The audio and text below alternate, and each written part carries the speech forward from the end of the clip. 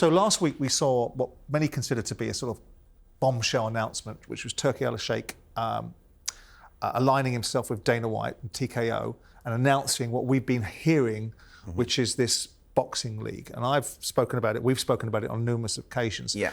I don't think it's anything more sensational than a land grab from Turkey and Dana about acquiring the best fighters to fight in a new framework. I don't think it's going to be leagues spent. I don't think it's going to be the 6th fight's the 5th and the 4th fight's the 3rd and so on and so forth. I don't think we're going to be promoted and relegated. I think it's just another environment where the fighters, they've got the Ring magazine as the gatekeeper, as the credentials of what you're fighting for to some extent, which is why Turkey paid 10 million quid to buy it off Oscar de la Hoya and turn it into the credibility issue. Dana White looks at events, and obviously his control over the UFC has been such that he's got a significant understanding and outlook of how this industry is held together. I think there's jeopardy there for Dana because the margins in MMA are different to the margins in boxing. The top level boxers are used to getting 90% of the take and leaving 10% for the promoters. In MMA it's different, so he probably needs to be a little bit careful about how he blends the two sports. But I look at it and say it's a simple opportunity. I think the WBC, the WBA and the IBF are going to watch it, and so the WBO, and go, hang on a second, you're potentially taking our businesses. I said to Eddie and Frank at the time, if he can acquire the knowledge to make fights so quickly, because he's the money in the room, he'll acquire knowledge to put events on. And what I think it is just an interesting opportunity, which is going to have to be very well funded to get the fighters to come away from their legacies of the WBCs and WBAs and fight for something, albeit the credentials of the Ring magazine. He's going to have to seed it with a lot of capital. And then we'll see if it's successful. And then we'll see what Frank does. Eddie's slightly different because he's diversified. He's got boxing, he's got snooker, he's got darts, he's got money behind him from selling big parts of equity in Matchroom for significant amounts of money. But I think it's just an interesting landscape and an inevitability because that's what they were always going to do. They couldn't own football. They couldn't do it in golf in terms of being able to control the sports and be able to achieve the outcomes that they want, which will be both beneficial for the sport and what they want. But they can do it in boxing because it's less structured. And that's kind of my views on it. But Dana White was speaking about it himself last week. Listen to what he had to say, and then we'll get into it. When you talk about the business of boxing, one of the biggest issues in it is that the guys who are in boxing can't get on and they never do deals, and it took Turkey to come along with money to basically make them work together, right? So in that respect, when you've come on to do this for Turkey, do you almost have to cut out these other guys because they're just going to make your job harder, right? If you're having to negotiate with every promoter in the sun, do you have to come out and eventually just get rid of these guys, lock them in Alcatraz, like Turkey said, and just do it yourself? Yeah. I don't know. I'm more focused on, if you think about the UFC when we bought the company, we had 3 letters, the old octagon, and 12 contracts. We had to build the thing from the ground up. I think that the sport of boxing is so broken, it needs to be built from the ground up again. And that's what I'm going to focus on doing. You know, he's got some commitments over the next 18 months with a lot of guys and a lot of fights and a lot of different promoters. But I talk a lot about USA's Tuesday night fights. You know, they put on like the best up and coming fighters all fought on that show and then became big pay-per-view stars. That's what it's the same thing that happened with the UFC. You know, we started on Spike TV, we built stars, and they became pay-per-view stars. I want to do the same thing with boxing. So is there a world where you're on stage with De La Hoya and Bob Arum one day, all playing nice? I mean, let's hope not. I would never say never, but that is not what I plan to do. Well, a lot of the takeaways have been about the destruction of other people's businesses and the idea that Dana alluded to. No, he didn't allude to, he said it, that boxing is broken. When you hear that, Joe, is your takeaway, yeah, I agree, boxing is broken, it needs to be fixed? Or do you take a little bit of umbrage about that observation? It's him pitching a woo because that's what he wants to do, but do you agree with him? No, I don't agree at all. When you look at 2024 and the fights that have delivered for the boxing fans, we managed to get to see Fury Usyk, we're seeing BTBF Bivol, there's talks now about Canelo and Terence Crawford. the big fights are happening. And but isn't that, Joe, sorry to cut you off, isn't that because one man's walked in a room that's now part of an organisation that's suggesting that boxing's broken? Because if he steps out again, if he were to step out again and say, right, I'm taking all of my agenda, all of my money out of boxing, I've changed my mind, I want to go to a different sport, wouldn't boxing revert to the position that it was in, where these big fights didn't happen, promoters couldn't sit in the same room, broadcasters were constantly compromised by one fighter being signed to one broadcasting network? So doesn't he have some validity in the fact that the only reason it isn't broken right now is because Turki Alalshikh rolled in with a big bag of money and fixed all the ails? You've got a point there, Simon, for the fact, like I say, it took years for Mayweather-Pacquiao to happen. Do you understand? And when you look at Leonard and Hearns, they fought 23 and 25 in the prime, yet we never seen Mayweather-Pacquiao in the prime. So he's got a point to some extent, but as you said there, that's down to different networks. Obviously, Lennox Lewis, Mike Tyson, another one, different networks. It's coming together because the public wanted to see it. Listen, the politics of the sport was the reason that the sport was broken. It wasn't broken. I think broken's the wrong word. It's just the politics, different TV networks, when you say politics, splits. what do you mean? You mean the No, the TV networks. Like one fighter's signed to, let's say, HBO, and another fighter's signed to Sky Sports. Another one's signed to ESPN, and whoever shows that fight at the big fights at the top, it was about what broadcaster was going to show it, and we didn't get the fights because of the pay-per-view splits and where the money was going to go, etc., etc. And the fighters weren't happy, so that you had all these hurdles to overcome. Turkey's come in and taken all that away now because he offers the fighters. So yes, the sport is in a much healthier place. But again, Spencer, if he steps out again, why don't it just revert to what it was before? Yeah, but doesn't that mean by definition they have a point? Yeah. If they're a central force, everything goes through them. They have their own broadcasting relationship, so there's no conflict about who broadcasts it. They have all the fighters signed to it. All the fighters are obligated to fight one another in reasonable order. There's one belt at the end of it, so everyone knows where they stand.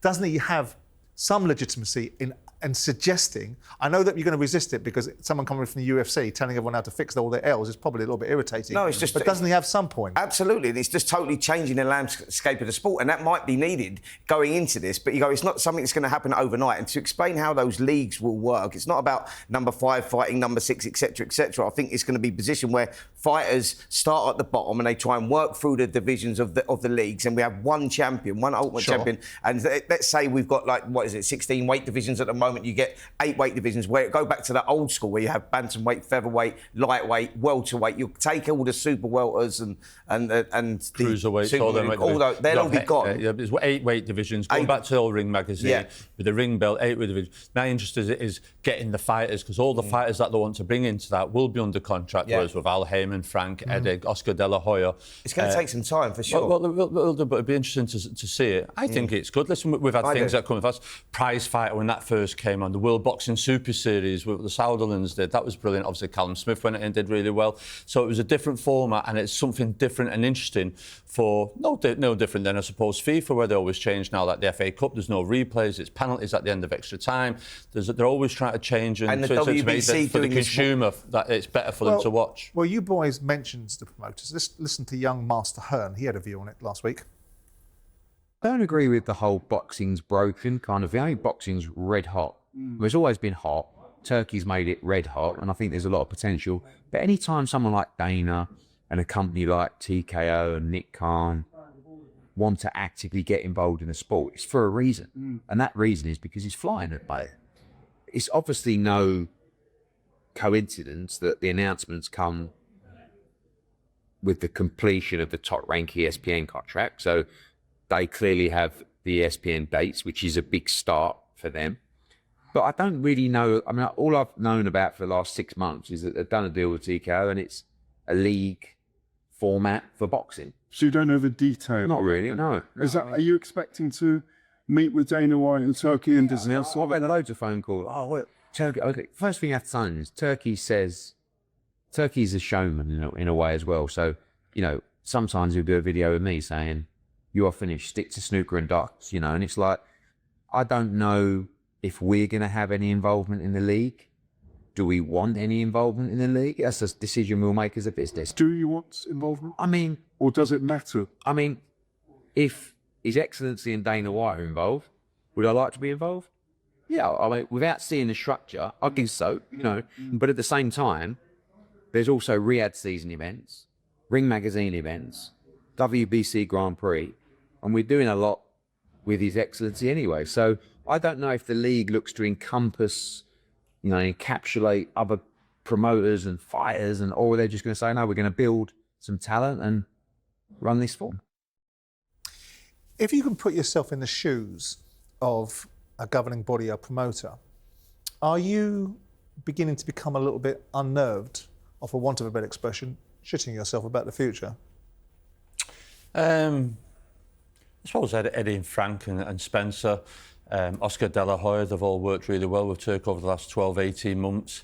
But this is sort of like a curveball out of nowhere. And as you heard from Eddie there, he's not been privy to any conversation. But he's known about it for 6 months. Well, he's known about it, but he's still not been given a seat at the table to discuss. And I'm sure Turk will phone him, because there'll be some fighters that Eddie Hearn represents that he'll want in the league. And the same with Frank Warren and Oscar. And like when you go in the World Boxing Super Series, that the promoters were given an allowance or some money to allow the fighters to enter the tournament. I think that's what will happen. What do you think it means for the WBC, the WBA, the IBF, these belts? Well, you've seen on the stage last week, Canelo was going to put the WBC belt, and Turkey said no, just these two belts. And you've got to look at the fighters, like at the weekend, the governing bodies, they take 3%. So when you're in a unification like Bivol and BTB recently, that's 12% of your money gone for the governing bodies. Yeah.